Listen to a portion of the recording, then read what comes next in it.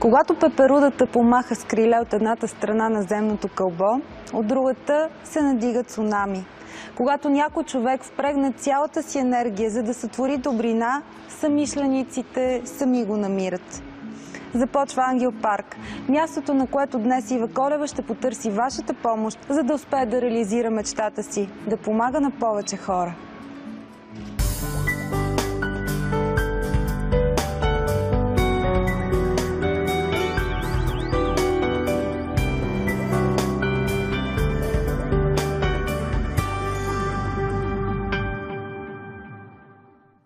Ива Колева е родена на 12 февруари 1977 в Пловдив. Израснала е в среда на любов, християнски ценности и подкрепа.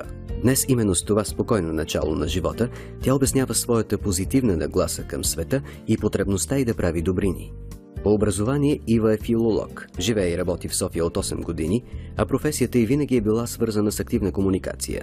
Благотворителната си дейност Ива започва с скромни дарения от дрехи и играчки за деца, израстващи в институции. Постепенно обсегът и на действие обхваща и старчески домове, читалища, библиотеки, деца с проблеми в развитието. Ива измисля всевъзможни нестандартни кампании, с които да събере средства и да насочва общественото внимание към социалните проблеми в страната. За да бъде всичко канализирано и законно, заедно със своя приятелка тя учредява фондация в обществена полза „Идея в действие“. Постепенно кампаниите набират скорост и популярност. Дарени от книги, творчески пособия и дрехи започват да пътуват към нея от цялата страна. Поради липса на офис всичко се складира в домовете на добротворците. Това затруднява дарителите им и ги принуждава да задържат даренията си, защото няма къде да ги съхранят. Фондация „Идея в действие“ се самофинансира и не може да си позволи да наеме офис или склад в източната част на София, където да складира и да обработва даренията. Не се е осмелявала да сподели тази своя мечта досега, за да не се прочете погрешно. Но днес в Ангел Парк Ива е събрала кураж и ще я изрече на глас.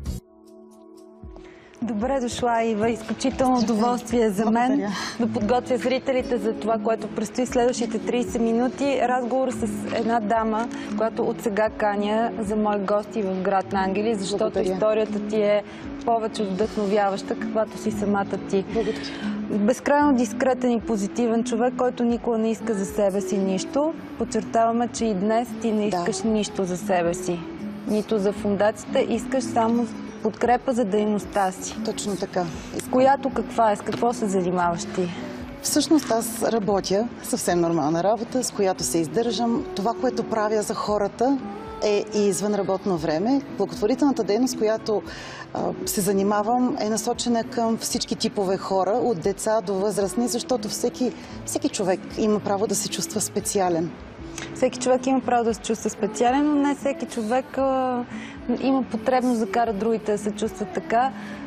Повечето от нас са формирани от родителите си, от средата, в която са израснали. Ти какво детство си имала, че си станала толкова добър човек?